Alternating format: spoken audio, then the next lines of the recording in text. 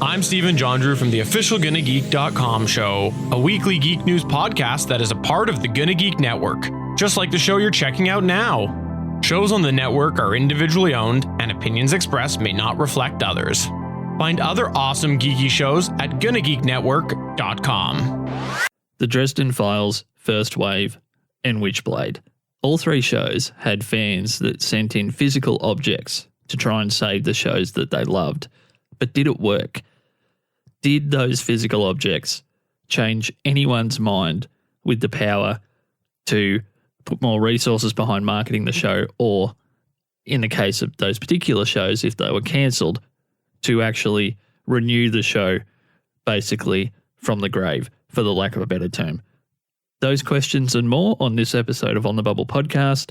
My name is Josh Liston, at Joshua C. Liston on Twitter and Instagram. Regular listeners will probably know that I've kind of lamented the move from offline physical item-based campaigns to more online petitions and online marketing campaigns to save shows. I'm thinking now maybe I was wrong. Not entirely wrong, but partly wrong.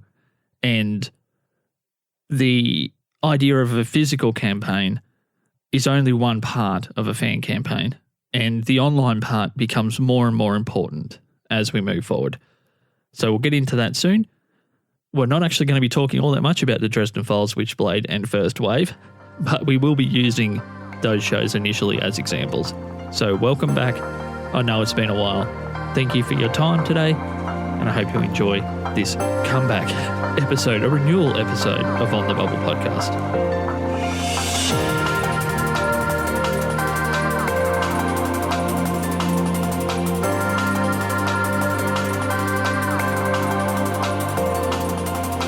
Fans of TNT's Witchblade sent in Pez candy dispensers to network offices, inspired by the show's lead character, her name being Sarah Pezzini.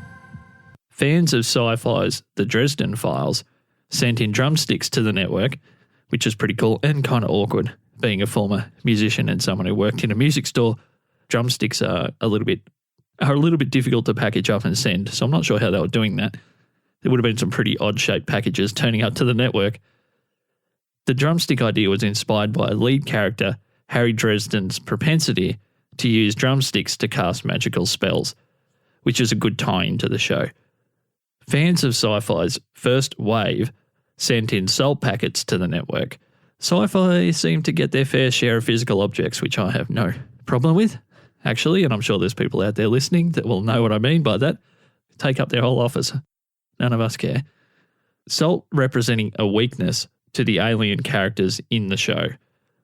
So all that sounds cool, and those shows are by no means the Game of Thrones of their generation or The Walking Dead or anything like that, but they were popular enough shows that the fans felt energized enough to try and save the show and send in those items. But did it actually do anything? Did it move the needle? So as we're only using Witchblade, First Wave, and the Dresden Files as example shows today, I'll cut to the chase. In the case of those particular shows, no, it really didn't make any difference. But does that mean that the idea was faulty, that it doesn't have any merit to send in a physical item? That we'll talk about a little bit more as today's episode progresses.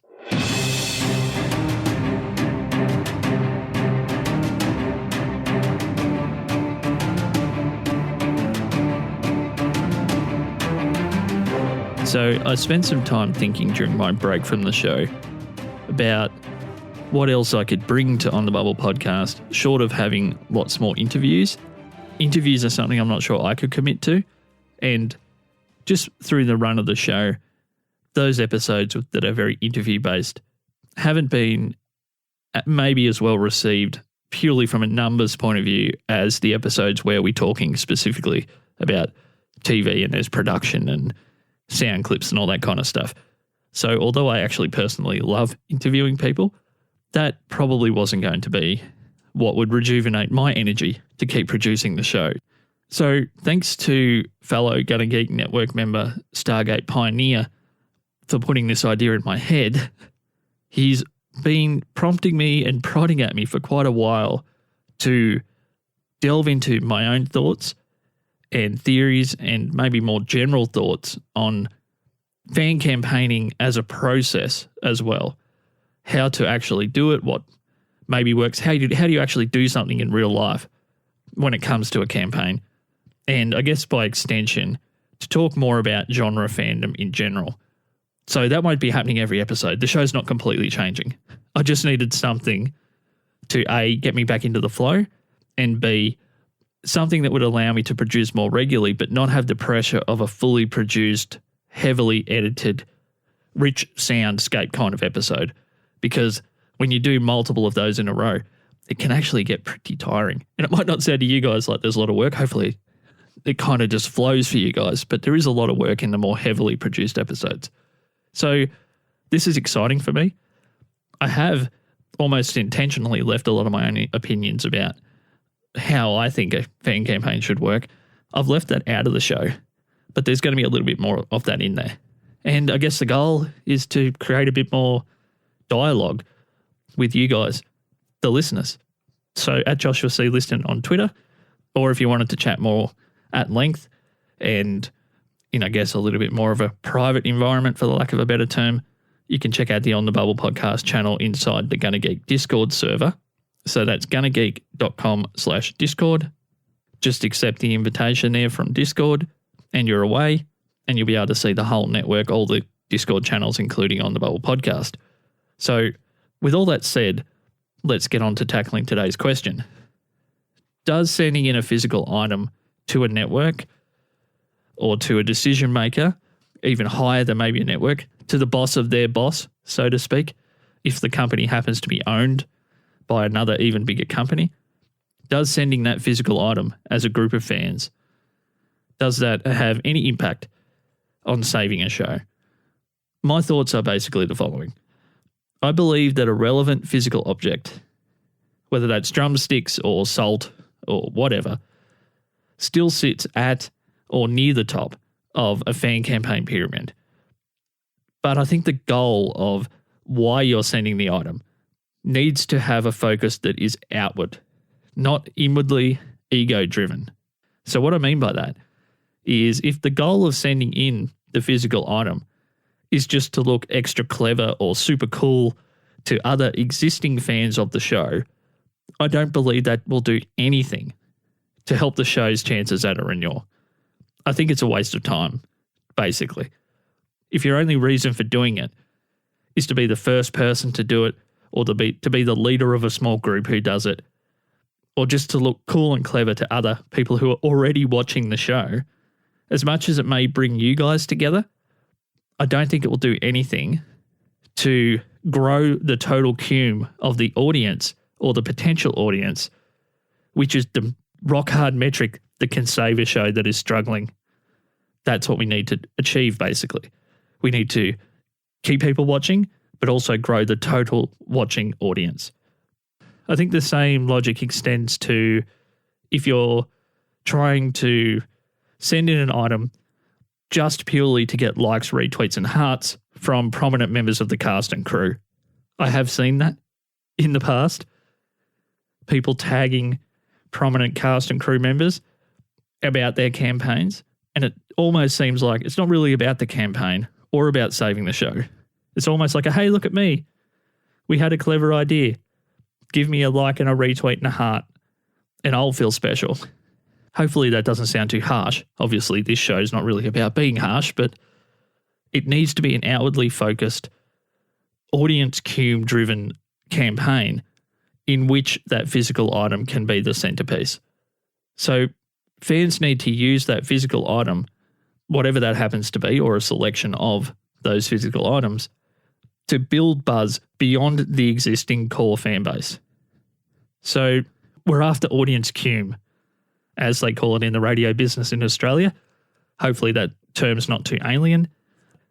But basically what that means is everyone who's already listening to the show continues to watch, hopefully live or very soon after live. We expand to people who may have dropped off. We bring those people back in. So people that like the show that may have stopped or maybe the times got moved around and they lost track, helping those people become re-engaged again with the show, and also growing the total listenership from the audience that isn't watching at all and hasn't done so. So the total cume of the audience is what we're chasing, and then we need to be enough of a community to get people watching live or very soon after live. So I thought I'd share a couple of ideas for how, in my research, I've seen physical items used in a clever way as part of a campaign with an outward focus based on bringing in a bigger audience and making them feel welcome. So we'll look at those next. So the first of the two ideas that I have to present today are both based around reaching out to people in the world that, because of their position in either the media or celebrity or whatever, they have the ability to potentially reach more of the general public and share your physical item campaign with that general public. So the first idea is basically, imagine you're writing an email and it could go something like this. Hi, local, regional, national media personality. Thanks for always supporting, let's say, the Dresden Files. Not sure if you know, but us fans are sending in drumsticks to Sci-Fi at the moment to show our love and support for the show. We're sure that you know exactly why we chose drumsticks. We've even seen members of the cast and crew, and some celebrities we didn't even know loved the show, all sharing the drumsticks campaign to their own networks. Online, offline, it's all great stuff. It's cool. So if you think there could be a story here, like a good story, and we sure think that there is, what can we do to help you make that happen? Contact XYZ at whatever. So that's reaching out to someone in the media, because the clever fan campaigns that I've seen in the past have engaged with critics of the show and occasionally won them over. And even if the critic isn't into the content of the show, they've got them enough on side that the critic becomes respectful of the audience of the show, even if they're not massive fans of the actual show, which is cool. And even more powerfully, I've seen really clever fan campaigners engage, prop up and support media personalities that maybe aren't famous journalists or famous TV writers. They're that level below that, and elevate their profile because that person shared a love for the show. So that's a symbiotic relationship, and a really well-written article or series of articles from a becoming more prominent journalist or media personality carries more weight with people at the network, etc., other members of the media, than maybe a bunch of standalone fans might that don't have that kind of profile or reach or just general network. So it's cool. The second idea I have, Twitter's probably a modern example, which may or may not really have been all that prominent when the Dresden Files was on the bubble, but we'll use that again as an example. Hey, at famous person on Twitter, we've seen that you love the Dresden Files. So do we. It's amazing. Any chance you could share our Send a Drumstick campaign with your followers? Even just a retweet would mean the world to us, and I'm sure it would to the cast and crew and everyone involved with making the Dresden Files. We don't want to see it go away. It's struggling for numbers, but I think you know as well as we do, the show is special and we'd love a bit of support. So anything you could do would be awesome. And we all know that drumsticks have a special place in the show. So if you happen to have some lying around, maybe you could send them in too. Okay, thanks. So I know those aren't the greatest examples in the world. They were kind of extemporaneous as I was coming up with how would I approach the Dresden Files campaign now? And I wanted it to be something where I didn't put 6 weeks worth of thought into those examples, because a fan campaign doesn't have the luxury of months and months of thought. It's got to be instant and something that's executable and not too complex, that everyone at every level of fandom of the show can understand and get on board with. So although I'm not stoked with those ideas, I think they're solid, and I think they're twofold. Firstly, the goal is to increase awareness and the potential cume both live and follow-up, among non-core fans of the show, because they're the people that grow the numbers. If the core audience of a show was already big enough for a show to get a renewal, then it wouldn't have been having ratings problems and been on the bubble or being cancelled for that particular reason. So I think the examples I've given previously in today's episode, they are focused on bringing in new fans through growing the total network of the show and the reach of the drumstick campaign. And secondly, and I think more importantly, no one wants to support a show, and by extension its fandom, that feels like a closed group, with a bunch of snobby fans all facing inwardly, staring at each other, and occasionally looking over their shoulder at you. No one wants that. I wouldn't support a show if their fans were aggressive or snobby or, hey, you're new to the fandom, what are you doing helping us trying to promote this? You don't know anything. That sort of behaviour, which I know sounds silly, it's only TV, but it happens.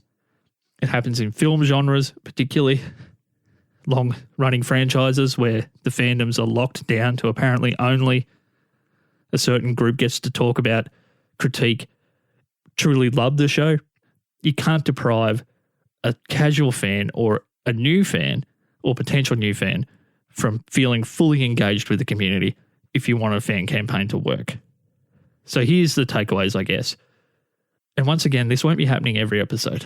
So hopefully this doesn't sound like a list-isode, because I've never really done one of those on this show and I never plan to. We need to help new fans into the fandom. We need to let people know that the show is struggling, but it's not because of the content of the show. And if they give it a chance, they might end up loving it as much as we do. We need to help those casual fans care even more deeply about the show. And we need to help the media in any way that we can. We need to find our champions in the media, people that already have an affinity for the show or the genre of television or the network, probably not sci-fi, but the network, and prop them up and see if they'll help in any way that they can. Because I guess in the end, a good story about sending in a physical item might just be the thing, the spark that gets those important conversations started. So I guess to sum everything up today, sending in a physical item, as hard as it is to pull off, and it seems to be harder and harder all the time, the more people rely on online campaigns and petitions and hashtags, which are all important. But I don't think we can forget about those physical items, because to me, they're just the beginning of a successful fan campaign, not the end. Okay, everybody, thank you for joining me on this renewal episode of On the Bubble podcast. Once again, my name is Josh Liston. To talk at length about anything we've discussed today or previous episodes of the show, or just fandom and campaigns in general, gunnergeek.com/Discord. Accept the invitation if you haven't already, and go to the channel for On the Bubble podcast. I can't wait to talk to you there. Okay, see you later.